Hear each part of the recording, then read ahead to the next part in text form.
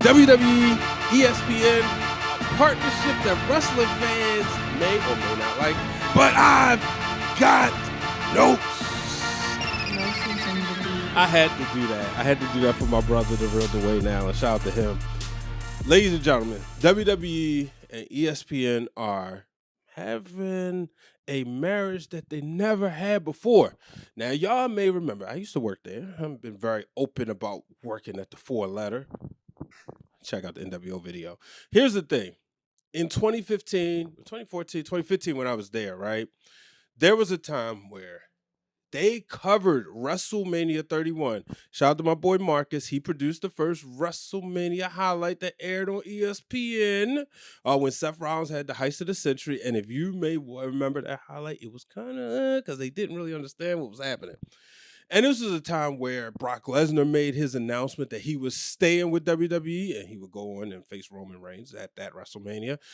There was a time when Brock came there. My last week, Brock came to the studio ahead of his match with The Undertaker. So WWE and ESPN, they've done business before. We obviously know all the time during WrestleMania season, we see Roman Reigns, Cody Rhodes, Paul Heyman make appearances on First Take.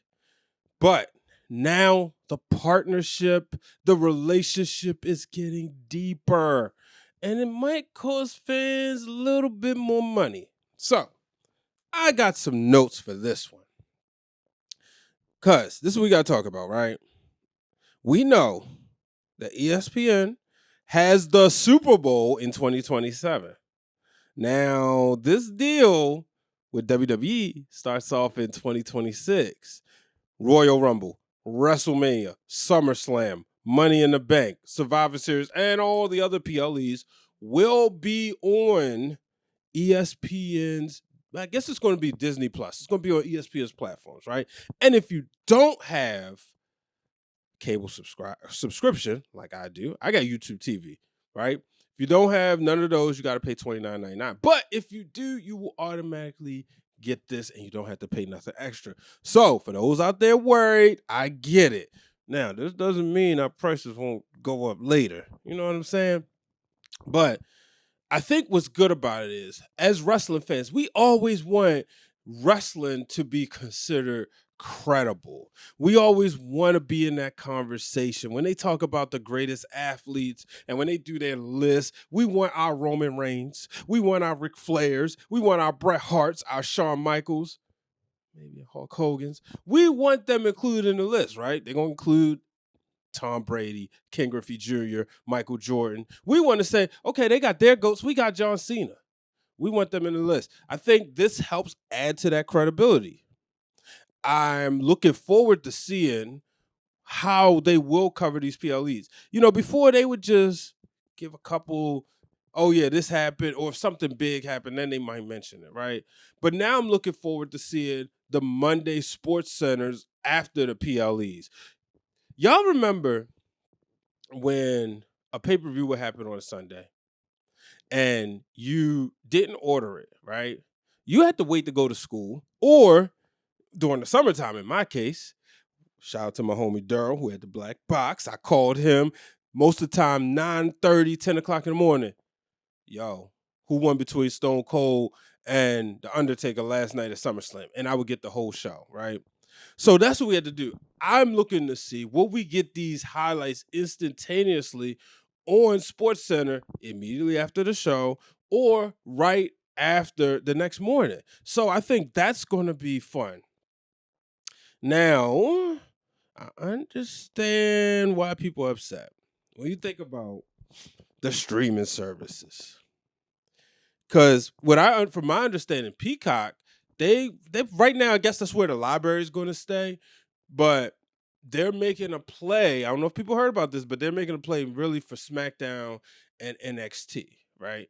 But it really does suck. Like, I understand the people who are upset because you can't watch after Fox deal was up, and who knows what's happening once the CW deal is up, but you can't watch WWE on network television, right? So you have to have cable. I was one of those people growing up where I didn't, until SmackDown came on, the only thing I could watch, I had to wait for the tapes. Shout out to my grandmother. She was the best.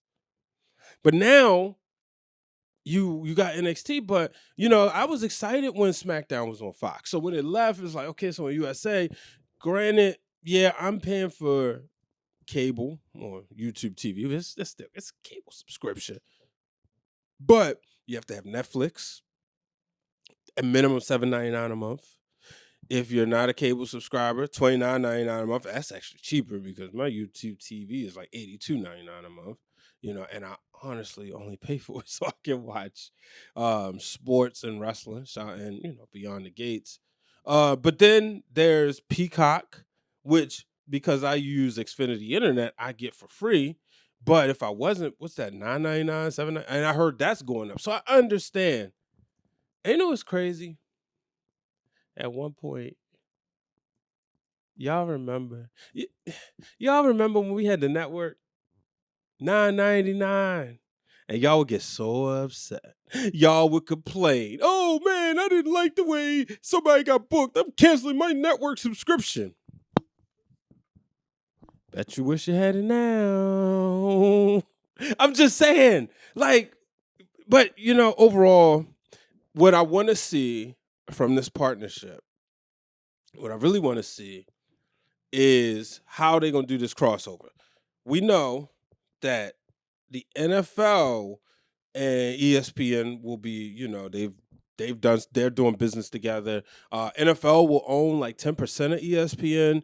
The NFL Network will now be housed by ESPN. The Red Zone. Now, here's the thing, because if you like me, you watch Red Zone. ESPN has the trademark. So if they want to, they can go college football, like college football Red Zone, whatever. That's where you can watch all the touchdowns.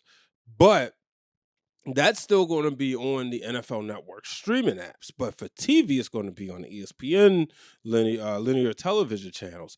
I wonder how that crossover, will we see more crossover between the WWE and ESPN? We all know Seth Rollins kind of has a regular spot on the Rich Eisen show. We know that O'Shea Jackson's podcast is now going to be a part of the ESPN because of the fact that it's a part of the NFL Network. So that's what I'm interested to see. The Super Bowl in 2027 will be on ESPN. So I expect to see a even larger WWE presence. So that's one of the things. But just to kind of break things down, because, anytime I could put my television production degree to work, I'm going to do so. So let me break this down for y'all. According to Nielsen, right? Streaming usage actually passed cable usage last year, folks. That means 44.8% of the audience came from streaming, while 44.2% came from traditional cable.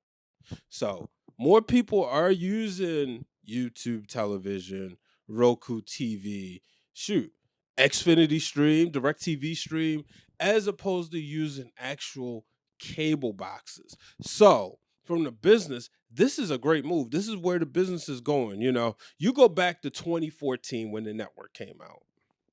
Y'all remember how we was watching them pay-per-views, don't y'all? Hey, yo, you got a link? Yo, send me the link to Backlash. Send me a link to WrestleMania. Then, can I say his name? I'm going to say his name. Vince McMahon got hipped.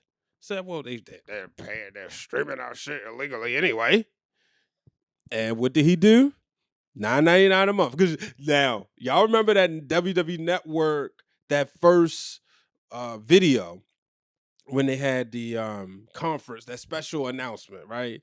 And I remember sitting there, and in my head, I'm thinking, all right, how much is it going to cost? Because they told us everything we was going to get. You're going to have every pay-per-view in the history. You're going to have old Raws, old SmackDowns. You're going to have exclusive content. You're going to be able to stream the pay-per-views live, including WrestleMania. And I remember sitting there watching this. Matter of fact, I was at ESPN, sitting there in the ESPN basement. Okay, how much is it going to cost? How much is it going to cost? So in my head, I'm already thinking, okay, I'm paying at that time $9.99 for Netflix. Oh, I miss those days.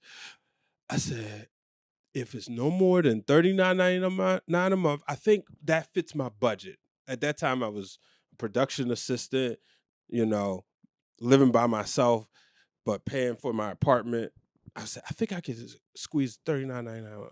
Man, when they said $9.99, I could have jumped up and ran around campus. I was so happy. And then, if y'all remember, we got 6 months free. So they did us a very huge solid because everybody pretty much watched WrestleMania free that year. Now, that was WrestleMania 30.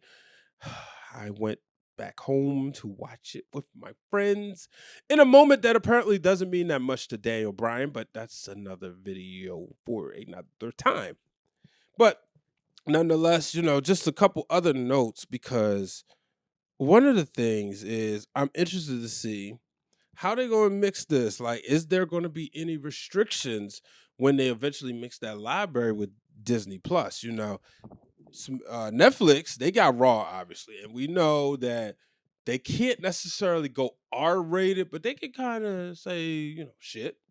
So I wonder how that's going to work. But I know Disney do. If I'm not mistaken, Disney Plus has some. Let me ask the director. Disney Plus has some rated R movies on there, right? Yeah. So we're gonna see. So I'm interested to see how that happens. Um, I read a good piece on MSNBC by a good friend of mine. Shout out to Keith Reed, and he mentioned how he talked about the ESPN and NFL partnership. And we talked about that partnership. One of the things he said was that this could be bad for the NFL fan, and it could end up like boxing. And Keith, being an avid boxing fan, somebody whose house I actually watched a couple Mayweather fights, one of the things he said was during the time boxing was free. But then promoters and stuff, they put it behind pay-per-view, and he quoted somebody who said, like, eventually that was the long-term ruin because you're making people pay for it. So could that ruin it, because now NFL fans eventually may have to pay to watch the NFL? Former president, he was the president when I was at ESPN, John Skipper, said we might get to a point we paying $250 for the Super Bowl on pay-per-view because he believes the NFL could charge that. So I started thinking, okay, with wrestling fans, would this get to a point where it would actually turn wrestling fans off if they have to pay? Now, I'm sure, and I don't think it will, only because Netflix has actually brought more fans in, and we've welcomed returning fans who are some of the best fans. Shout out to Sam Roberts. He was on Those Wrestling Girls podcast, and he talked about meeting new fans as they talked about that with him. So I don't think necessarily it was a bad thing, but it is something to think about. Like, if it becomes super expensive as years move on, will this turn fans away? I don't know. But I am interested to see how ESPN and WWE connect. And for all those who think WWE is moving the headquarters to Vegas, will this be enough to keep them 45 minutes down the road in Stanford from the Bristol campus? Only time will tell. Till the next time, folks, Brian H. Waters, I'm out.